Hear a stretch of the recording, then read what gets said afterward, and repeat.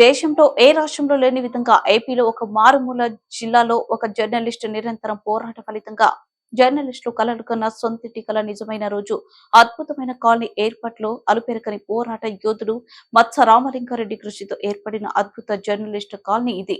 Journalist ఉద్యమంలో చరిత్రలో అనంతపురం జిల్లా ఒక రికార్డు సృష్టించింది. రాష్ట్ర చరిత్రలో ఏ జిల్లాలో లేని విధంగా అనంతరం ఒక అద్భుతమైన కొడిమి జర్నలిస్టు కాలనీ తయారైంది. జర్నలిస్టుల డబుల్ బెడ్రూమ్ ఇండ్ల నిర్మాణం జరిగింది. ఆర్డిటి సహకారంతో జర్నలిస్టులకు అద్భుతమైన ఇళ్ల నిర్మాణం చేశారు.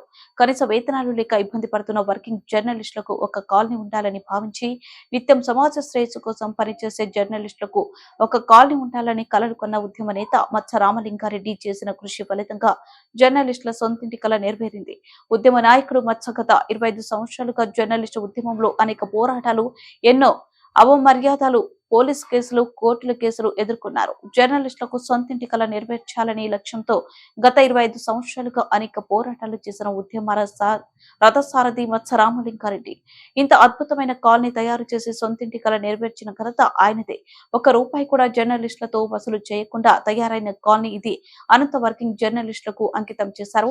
రాష్ట్రంలో ఏ జర్నలిస్టు కాలనీలో లేని విధంగా అనంతపురం జిల్లా కొడిమి వద్ద ఉన్న జర్నలిస్టుల కాలనీలో అభివృద్ధి పనులు శరవేగంగా జరుగుతున్నాయి.